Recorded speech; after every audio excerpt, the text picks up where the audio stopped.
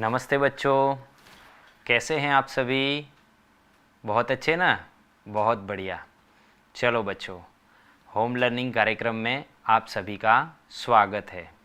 बच्चों, आज हम आगे बढ़ने से पहले एक आज के दिन की शुरुआत बहुत ही अच्छे बाल गीत से करेंगे, लेकिन आप सभी को भी मेरे साथ जुड़ना है, ठीक है ना?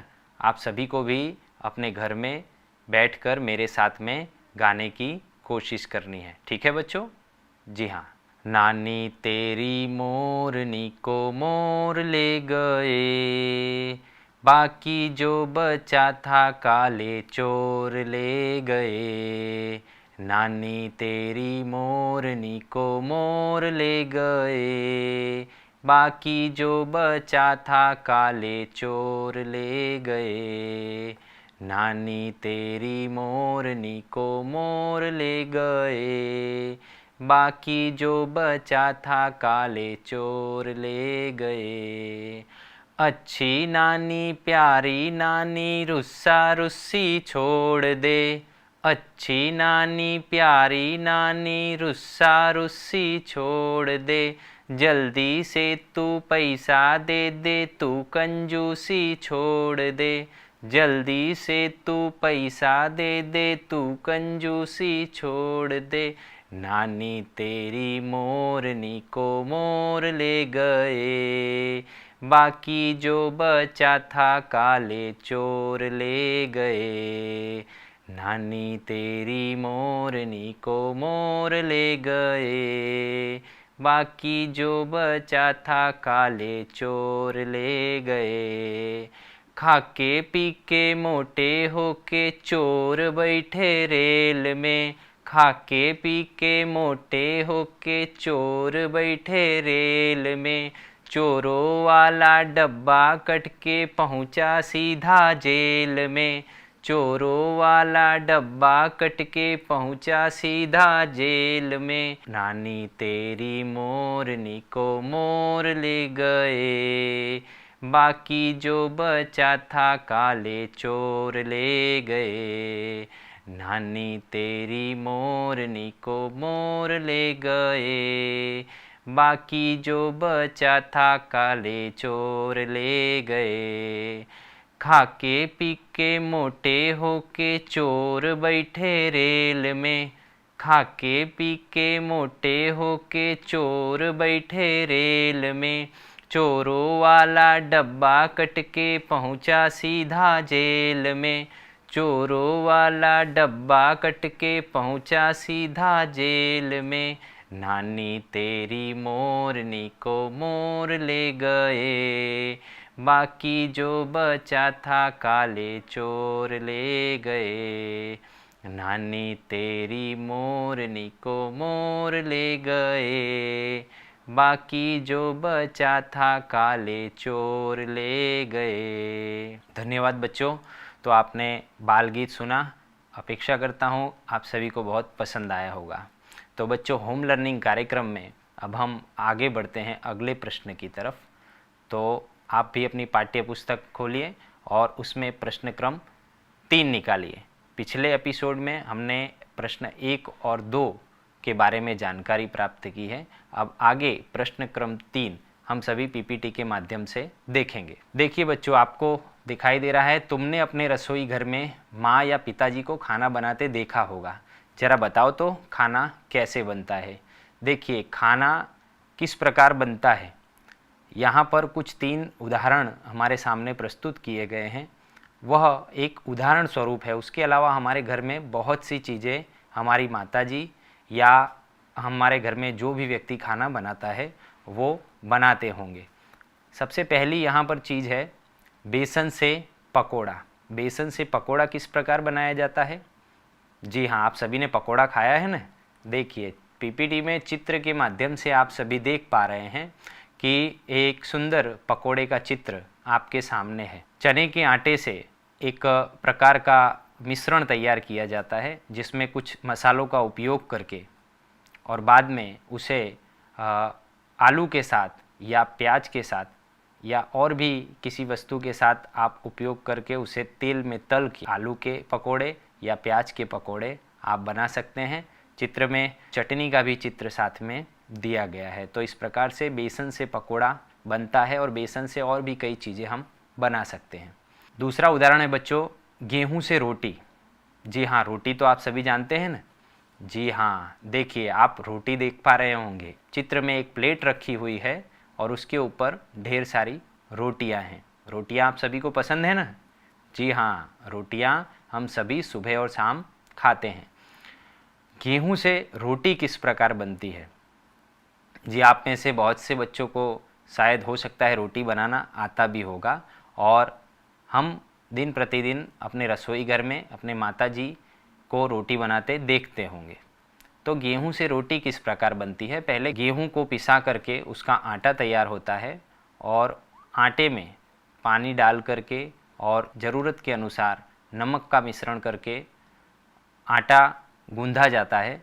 तत्पश्चात उसको बेल करके गोल बना करके रोटी बनाई जाती है दोस्तों, और उस रोटी को हम सभी सुबह शाम भोजन के स्वरूप में उपयोग करते हैं। तीसरा जो चित्र है उसमें हम देख सकते हैं दूध से चाय। दूध से चाय किस प्रकार बनती है?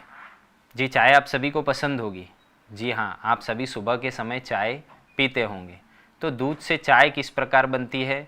हो सकता है आप में से बहुत से बच्चे चाय बना लेते होंगे। तो बच्चों पानी गर्म करके चाय पत्ती का उपयोग करके ज़रूरत के अनुसार उसमें शक्कर और दूध डाल करके और पानी को और दूध के मिश्रण को गर्म करके उससे हम चाय बना सकते हैं और चाय हम सुबह शाम उसका सेवन करते हैं। तो इस प्रकार से बच्चों बहुत सी चीज़ें हमारे रसोई घर में बनती हैं जिसे हम देखते होंगे। इसके अलावा और भी बहुत सी वानगियां हैं जो हमारे रसोई घर में बनती हैं। आप सभी को निरीक्षण करना है, अवलोकन करना है कि आपके घर पे और कौन कौन सी चीज़ें हैं कि जो बनती हैं और उन्हें बनाने की रीतियाँ कौन कौन सी हैं और अपनी कॉपी में उसको आपको अंकित करो। तो बच्चों आगे हम चलेंगे जिसमें प्रश्न 4 की तरफ। प्रश्न 4 है चित्र में माँ को खाना बनाते हुए दिखाया गया है। क्या खाना बनाना केवल माँ का ही काम है? नहीं। तो बताओ और कौन कौन खाना बना सकता है? जी हाँ बच्चों, यहाँ पर हमारे लिए करने वाला विचारने योग्य प्रश्न है कि क्या खाना बनाना सिर्फ माँ का ही काम है? क्या कहते हैं आप सभी? क्या माँ को ही खाना बनाना चाहिए? जी नहीं, ऐसा नहीं है। घर के प्रत्येक व्यक्ति की जिम्मेदारी है कि वो खाना बनाने में माँ की मदद करे और ये भी ज़रूरी नहीं है कि खाना सिर्फ माँ को ही बनाना चाहिए। खाना आपके पिताजी भी बना सकते हैं, आपके चाचा जी भी बना सकते हैं, आपकी बड़ी बहन भी बना सकती है और आप भी बना सकते हैं। तो ये ज़रूरी नहीं है कि सिर्फ माँ ही घर में खाना बनाए या बड़ी बहन ही खाना बनाए। हमें भी अपनी माँ को, अपनी बड़ी बहन को या जो भी व्यक्ति घर में खाना बना रहा है उसे ज़रूरी साथ देना चाहिए। और अगर वो कहीं घर में ना हो तो हमें भी खाना बनाना सीखना चाहिए। खाना बनाना भी एक प्रकार का कौशल्य है जिसमें हमें किसी भी प्रकार की शर्म नहीं करनी चाहिए। बच्चों आगे प्रश्न 5 की तरफ हम जाएंगे। देखिए एक चित्र आपको दिखाई दे रहा है जिसमें एक चित्र के माध्यम से 4 अलग अलग चित्र आपको दिखाई दे रहे हैं। चारों चित्रों को अगर हम एकत्रित करके एक अच्छी कहानी बना सकते हैं। देखिए बच्चों पहला चित्र जो आपको स्क्रीन में दिखाई दे रहा है उसमें 2 व्यक्ति आपस में लड़ते हुए दिखाई दे रहे हैं और उनके पास ही एक वृद्ध व्यक्ति बैठे हुए हैं जो कि काफ़ी दुखी हैं। दूसरे चित्र में आप देख रहे हैं कि उन 2 व्यक्तियों में से एक व्यक्ति के पास में लकड़ियों का गट्ठर है और वृद्ध व्यक्ति उन्हें कुछ सूचन कर रहा है। तीसरे चित्र में बच्चों आप देख पा रहे हैं कि वो दोनों व्यक्ति जो कि पहले चित्र में लड़ रहे थे वो दोनों लकड़ी के गट्ठर में से एक एक लकड़ी तोड़ चुके हैं। और चौथे चित्र में आप देख रहे हैं कि वृद्ध व्यक्ति उन दोनों व्यक्तियों को कुछ सूचन कर रहा है। तो बच्चों आपको सोचना है कि ये कौन सी कहानी है और शायद हो सकता है इस कहानी के बारे में पहले आपने कहीं सुना या पढ़ा भी होगा। तो बच्चों इस कहानी को हम वीडियो के माध्यम से समझने का प्रयत्न करेंगे। तो मैं आपके सामने एक वीडियो प्रस्तुत कर रहा हूँ, आप सभी ध्यान से उसे देखेंगे। रामपुर का एक छोटा गांव था। उस गांव में एक किसान रहता था। वह खेती करता था। उनके 2 बेटे थे। दोनों बेटे आलसी थे। वे कुछ भी काम धंधा नहीं करते थे और आपस में लड़ते झगड़ते ही रहते थे। किसान ने अपने बेटे को बहुत समझाया, लेकिन वे कुछ भी नहीं समझते थे। किसान की चिंता बढ़ती ही जाती थी। अपने बच्चों को समझाने का किसान ने नया तरीका ढूंढा।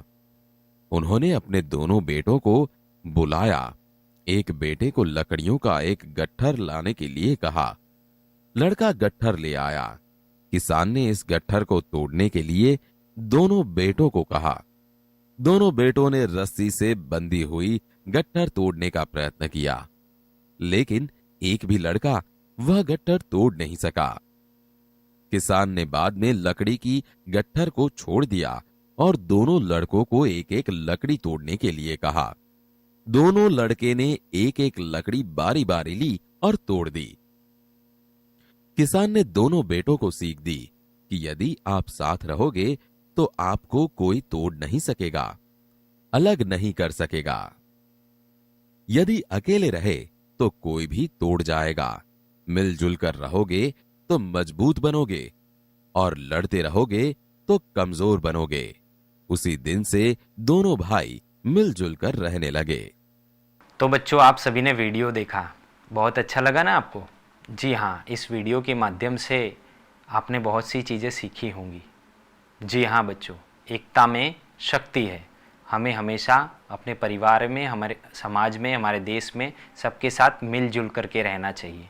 यदि हम आपस में लड़ेंगे तो उससे हमारा विकास कभी नहीं होगा। इसीलिए हमें जीवन में हमेशा एक दूसरे के साथ मिलजुल करके रहना चाहिए। तो बच्चों, अब हम आगे बढ़ते हैं। हमारे घर में जो भी खाना बनता है तो उसमें कोई ना कोई वस्तुओं का उपयोग किया जाता है, जिसमें अनाज बहुत ही महत्वपूर्ण वस्तु है।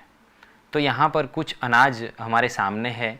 तो देखिए, सबसे पहला जो चित्र है आपको दिख रहा है, बाजरी, जिसे बाजरा भी कहा जाता है। चित्र के माध्यम से आप देख पाएंगे।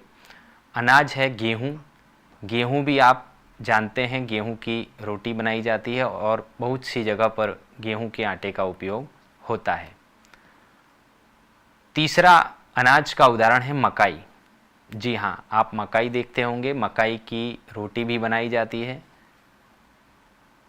उसके अलावा चना, काबुली चना और देशी चना, इस प्रकार चने के अलग अलग प्रकार होते हैं जो कि हमें निरंतर उपयोग में लेना चाहिए। काफ़ी स्वास्थ्यवर्धक होते हैं और चने का आटा भी तैयार करके हम उससे भी बहुत सी चीज़ें बना सकते हैं। मटर, देखिए मटर है, मटर का भी उपयोग हम अपने रसोई घर में करते हैं।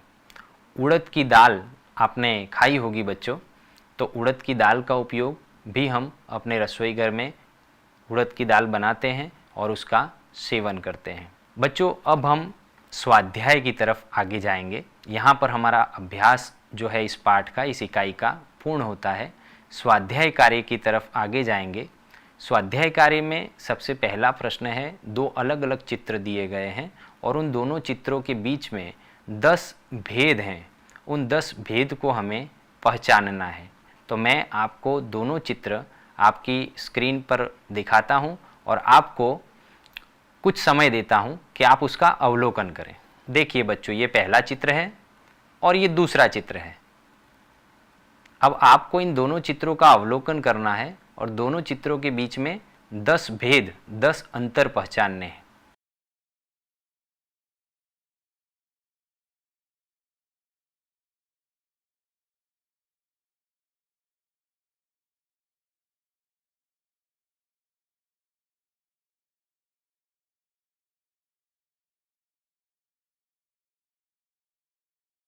तो बच्चों, आप दोनों चित्र देख पा रहे हैं। मैं आपको इन दोनों चित्रों के बीच में 10 अलग अलग भेद ढूंढने में मदद करता हूं। आपको अपनी स्क्रीन पर देखना है। सबसे पहले हम दोनों चित्रों का पहला भेद देखेंगे कि यहाँ पर एक जोकर है जो कि एक टायर पर एक प्रकार की साइकिल चला रहा है। देखिए, इन दोनों चित्रों में जो जोकर हैं उन दोनों की टोपियों का रंग अलग अलग है। देख पा रहे हैं आप, एक बॉल यहाँ दिखाई दे रहा है पहले चित्र में, दूसरे चित्र में वह बॉल यहाँ पर नहीं है। तो यह बच्चों दूसरा अंतर है। उसी प्रकार से तीसरा अंतर देखिए, यहाँ पर बॉल का रंग अलग है और यहाँ पर बॉल का रंग अलग है। यह तीसरा अंतर हुआ। चौथा अंतर आप देख पाएंगे, देखिए जहाँ पर ये कर्सर है वहाँ पर देखिए, यहाँ पर इस जोकर ने जो कपड़े पहन रखे हैं उसकी जो डिज़ाइन है उसमें अंतर है और यहाँ पर रंग में अंतर है। ये चौथा अंतर हुआ। और यहाँ पर उनकी कॉलर की जो डिज़ाइन है कपड़े की, उसमें भी आपको दो अलग अलग रंग दिखाई दे रहे हैं। ये पांचवा अंतर हुआ। छठा अंतर है, उनके कपड़े के बीच में जो 5 अलग अलग बॉल बने हुए हैं उसमें बीच वाला बॉल है, उन दोनों का रंग भी अलग है। आप देख पा रहे हैं कि जोकर ने जो पैंट पहन रखी है तो उनकी जो जेब बनी हुई है उन दोनों जेबों का रंग अलग अलग है। ठीक है बच्चों।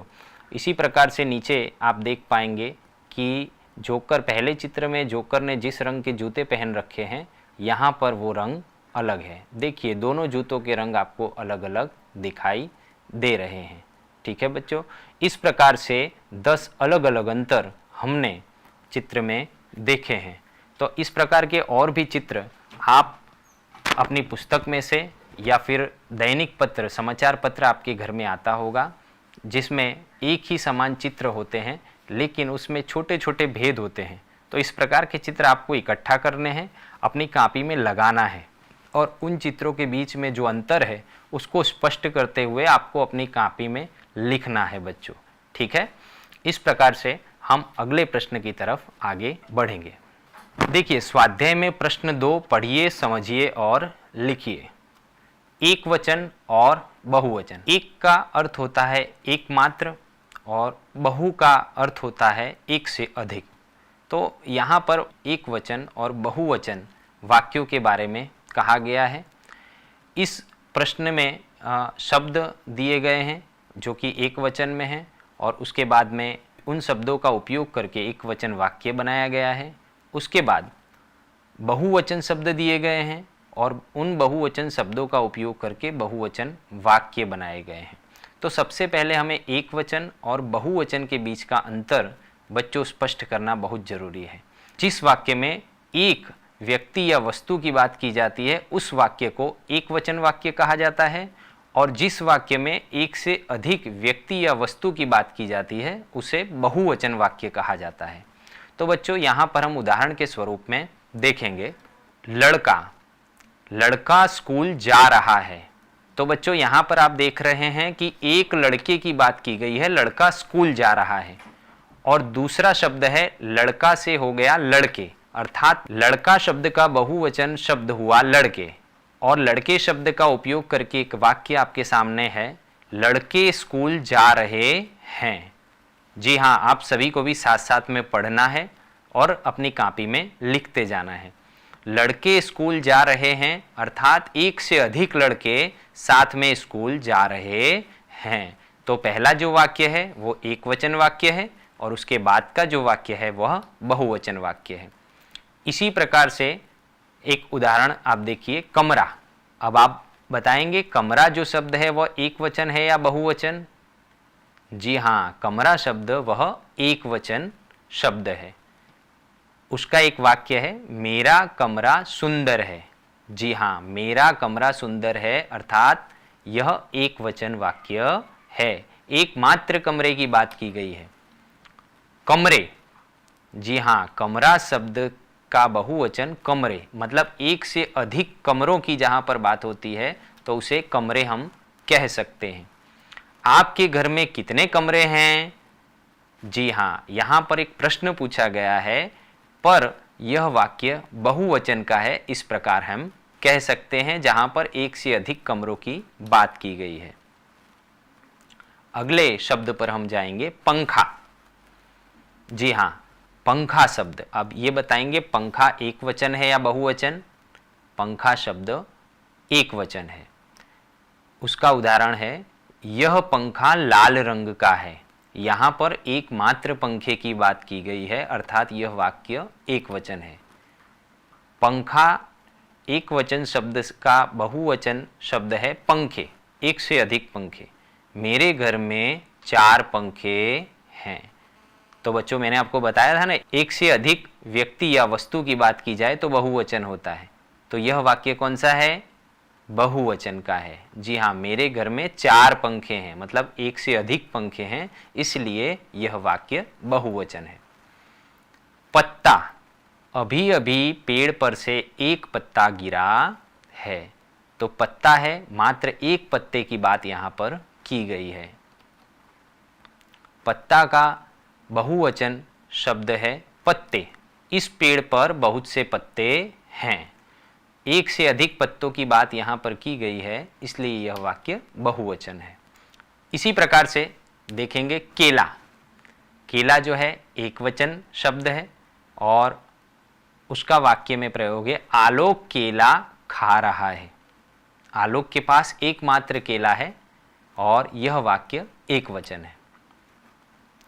केला शब्द का बहुवचन केले। जी हाँ, हिमांशी के पास कितने केले हैं? एक से अधिक केलों के बारे में यहाँ पर बात की गई है, इसीलिए यह वाक्य बहुवचन है। अब आखिरी वाक्य की तरफ हम आगे बढ़ेंगे। टोपी। अब आप मुझे बताएंगे टोपी शब्द एकवचन है या बहुवचन? जी हाँ, बहुत अच्छे। आपको आपके पास बैठे हुए आपके मित्र या आपके घर के किसी भी आपके सदस्य को आप बताएंगे टोपी एकवचन है या बहुवचन? जी हाँ, आपने बता दिया होगा। टोपी जो है एकवचन शब्द है। उसका उपयोग करके यहाँ पर एक वाक्य हम देखेंगे, जिया ने टोपी पहन रखी है। जी हाँ, यहाँ पर मात्र जिया एक लड़की का नाम है और वह एकमात्र लड़की है, इसीलिए यह वाक्य एकवचन वाक्य है। उसी प्रकार से टोपी शब्द का बहुवचन शब्द हम सबसे पहले देखेंगे टोपियाँ। एक से अधिक टोपी की जब बात होती है तो टोपियाँ बहुवचन शब्द बनता है। उसका उदाहरण हम देखेंगे, मेरे पास 7 टोपियाँ हैं। एक से अधिक टोपियों की बात यहाँ पर की गई है बच्चों। तो इस प्रकार से हमने देखा कि एकवचन और बहुवचन शब्दों में अंतर और वाक्यों में अंतर किस प्रकार से होता है। एक बार फिर से आपको बताना चाहूँगा कि जहाँ पर किसी भी एक व्यक्ति या वस्तु की बात होती है तो उसे एकवचन कहा जाता है। जहाँ पर एक से अधिक वस्तु या व्यक्ति की बात होती है तो उसे बहुवचन कहा जाता है। ठीक है बच्चों? तो बच्चों, आपने पिछले एपिसोड में बहुत सी सब्जियां और फलों के बारे में जानकारी प्राप्त की थी। उसके अलावा भी ऐसी बहुत सी सब्जियां हैं जिनका उपयोग हम अपने रसोई घर में करते हैं। तो उन सब्जियों के बारे में और उन फलों के बारे में मैं थोड़ा प्रकाश डालना चाहूँगा। तो चित्र के माध्यम से आप सभी समझने का और जानने का प्रयत्न करेंगे। तो देखिए, सबसे पहले कुछ सब्जियां। कंकोड़ा, जिसे हिंदी में भी कंकोड़ा कहेंगे और मातृभाषा गुजराती में भी इसे कंकोड़ा कहा जाता है और इसकी सब्जी रसोई घर में बनती है। लौकी, जी हाँ, आपने लौकी देखी होगी। लौकी की सब्जी भी आप सभी ने खाई होगी, जिसे हम गुजराती भाषा में दूधी भी कहते हैं बच्चों। उसी प्रकार से चचरीड़ा भी आपने देखा होगा और उसकी सब्जी भी खाई होगी। गुजराती भाषा में उसे टिंडोड़ा भी कहा जाता है। तो बच्चों देखिए, उसके अलावा रतालू, रतालू की भी सब्जी बनती है। उपवास के समय भी शायद इसका उपयोग किया जाता है और उसे गुजराती में रताड़ू कहा जाता है। तो बच्चों, इस प्रकार से कुछ अन्य सब्जियों के बारे में भी हमने जाना और आगे हम कुछ फलों के बारे में जानेंगे। नारियल, आपने नारियल पानी पिया भी होगा। जी हाँ बच्चों, आपको पसंद भी होगा। ठीक है, तो ये भी एक प्रकार का फल है। उसी प्रकार से देखिए, दूसरा चित्र है खरबूजे का। खरबूजा भी आपको पसंद होगा, आपने खाया होगा। जी हाँ, जिसे हम गुजराती भाषा में शक्कर टेटी कहते हैं। उसी प्रकार से फालसा, देखिए आपकी टीवी स्क्रीन पर फालसा दिखाई दे रहा है, जिसे आपने ज़रूर खाया होगा। अगर बच्चों नहीं खाया है तो इस बार जब यह आपके बाज़ार में आए, आपके आसपास कहीं भी दिखे, तो आप इसे खरीद कर ज़रूर खाइएगा। ईख, शेरड़ी, जी हाँ, आपने गर्मियों में ईख का रस भी पिया होगा। जगह जगह पे हमें शेरड़ी का रस की दुकानें गर्मी के समय में देखने को मिलती है। तो ईख जो है वह भी एक सुंदर कुदरत का फल है। खीरनी, देखिए चित्र में आपको दिख रहा है खीरनी, जिसे गुजराती में हम रायण कहते हैं। तो बच्चों, इकाई 7 खाना खजाना के अंतर्गत हमने बहुत सी चीज़ें आज सीखी। तो बच्चों, यहाँ पर हमने देखा कि रसोई घर में उपयोग में ली जाने वाली सब्जियाँ, फलों, अनाज और बर्तनों के बारे में जानकारी प्राप्त की। आप सभी भी इन सभी फल, सब्जियाँ, बर्तनों के नाम अपने घर में हिंदी भाषा में बोलने का प्रयत्न करेंगे, जिससे कि आप हिंदी भाषा में अधिक प्रभुत्व प्राप्त कर सकें।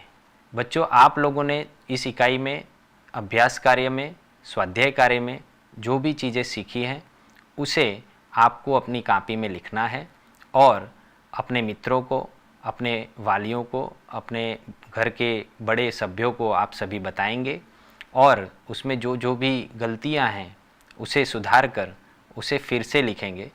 इसी अपेक्षा के साथ में मैं यहाँ पर अपनी बात पूरी करता हूँ। खूब खूब आभार। धन्यवाद।